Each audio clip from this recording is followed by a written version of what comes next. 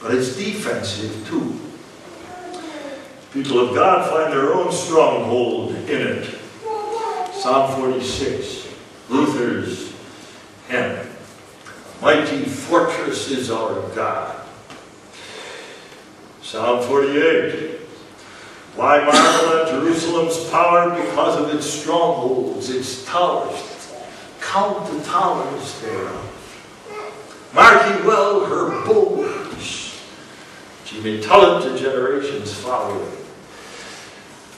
The gospel is a defense, a bulwark, against which the enemy is harmless. No matter how strong may be his attacks, and behind the walls of which the people of God find safety. But Paul has in mind here, and emphasizes that too, that the gospel destroys all the strongholds of the enemy. It's mighty through God to the pulling down of strongholds, casting down imaginations, and every high thing that exalteth itself against the knowledge of God. Oh my, how true. That gospel preached by a handful of people through a wicked sinner lays waste all the beautiful systems of thought constructed by the enemy. There they are in ashes. Where's Platonism today? Where's Aristotle? Where are the philosophies and liturgical functions of the Roman Catholic Church? Drowned in a sea of immorality. But that isn't quite what Paul has in mind in this text.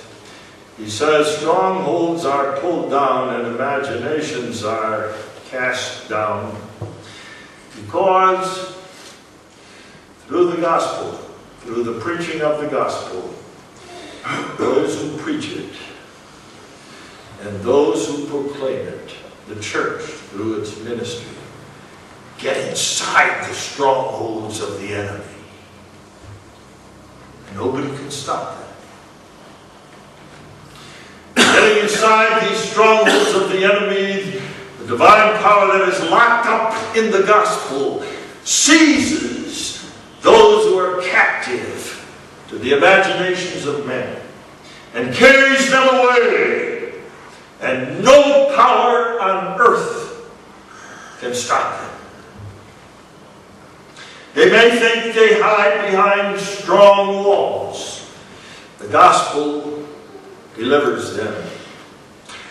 What a wonderful thing. What a wonderful thing. Go to a pagan country once where God has been busy gathering his church and talk to these beleaguered saints. Let them tell you about how they were slaves to Buddhism and how they worshipped every idol on the face of the earth, and how they thought there was no religion like the religion of the idols whom they served, and for which idols they were willing to give their life.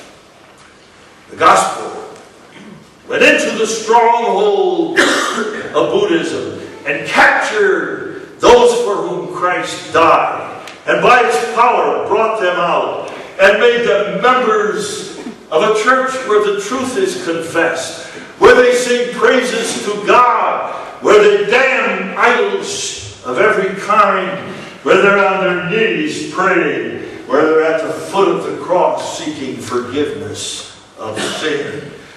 It takes your breath away to hear these stories. How Augustine was pulled out of his Neoplatonism and his Manichaeism and was made a theologian of the first rate, to whom to this day we owe a great debt.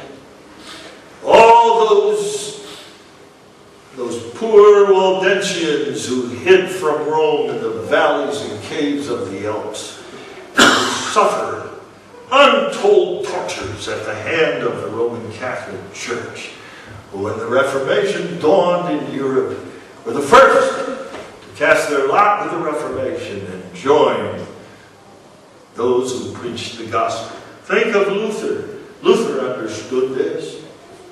Somebody asked him, how do you explain the fact that your teaching has spread through the whole of Europe? You must have a mighty powerful message. Luther said, I and my friends were drinking beer in Wittenberg. We weren't doing anything. And the gospel did it all. The gospel did it. And when there were those radicals who wanted to push ahead by their own strength and power and storm the strongholds of the enemy, Luther said, no, let the Word do it. Let the Word. That's the only power the church has. And so it has been throughout all the ages. It brings into captivity every thought to the obedience of Christ. It is a wonder of the power of the gospel that you and I are sitting here tonight, singing the songs of the ages, lifting up our hearts in praise to God.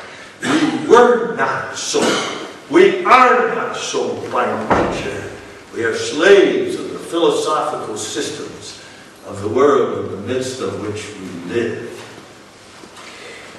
But the gospel came, captured us, humbled us, smashed our proud thoughts, put us on our knees, made us in our thinking obedient to Christ and the truth of the Scripture. That's the gospel. It makes praying saints out of blasphemers. It makes the bride of Christ out of prostitutes. It makes theologians who love the truth out of those who developed imposing philosophical systems. Justin Martyr. Makes the humblest of the people of God those who exalted themselves in their boasting before God. That's what the gospel does. It brings into captivity every thought to the obedience of Christ. That is, every thought in our theology, every thought in our calling in the world, every thought in our homes as we bring up our covenant children, every thought in every part of life as we make our way into the world, those thoughts are captive to Christ and our obedience to Him. I can hardly believe it. I can hardly believe it for myself. Because sin is a terrible thing. And there is no human power on all this earth that can make me the one whose thoughts are captive to Christ. But the gospel came, and the gospel does. It is the power of God unto salvation. Marvelous thing you have here, beloved people of God, in your calling to represent the cause of the gospel in Ballymena and Northern Ireland. You have a power at your disposal that has been the power of the church throughout the ages. Same power. The truth of God. That's your calling. Don't be as the world today. Don't sell your heritage for a mess of pottage. Don't be as the world does today. Oh, the gospel is a failure. Oh, there aren't enough people being saved. Oh, the churches need revival. Churches need revival about as much as they need a hole in the head. What the churches need is preaching. That's all.